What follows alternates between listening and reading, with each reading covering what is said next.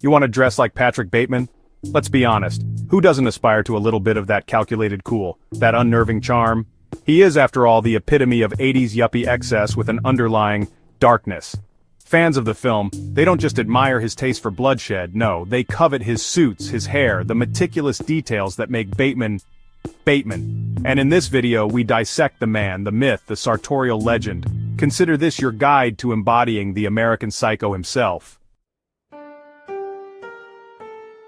We begin, as any good psychoanalysis should, with the foundation, the bedrock of the Bateman persona, the suit. Now, we're not talking about your father's baggy, shapeless hand-me-downs. No, Bateman demands precision, a silhouette that screams power and control. Think slim fit, two-piece, preferably a vintage Valentino or, dare I say, Armani. The fabric must be impeccable, the lines clean, sharp enough to cut through the noise of Wall Street. Remember, you're trying to intimidate, to seduce, and nothing says I could buy and sell you before lunch quite like a perfectly tailored suit.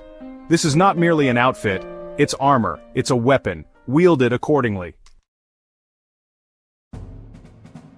A Bateman suit, as we've established, is non-negotiable. But the true devil, my friends, resides in the details. And nothing elevates a suit from pedestrian to predatory, quite like the perfect tie and pocket square combination.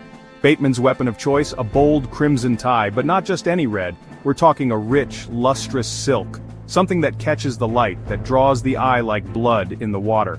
And to offset this audacious splash of color, a crisp, white pocket square, folded into a precise rectangle, peeking just so from the breast pocket. It's a study in contrasts, a subtle hint of danger beneath that veneer of corporate conformity. Chapter 3. The Raincoat, Your Cloak of Mystery. Now let's talk outerwear.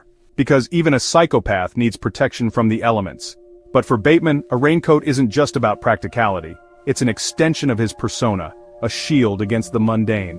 The iconic transparent raincoat draped effortlessly over that immaculate suit, it's a layer of detachment, a barrier between him and the filth, both literal and figurative, of the city. You can find replicas at most costume shops, but the key here is fit. It should drape, not cling, preserving the sharp lines of the suit beneath. Think of it as a shroud, a subtle reminder that beneath that polished exterior, darkness lurks. Chapter 4. The hair slicked back and psychologically sound.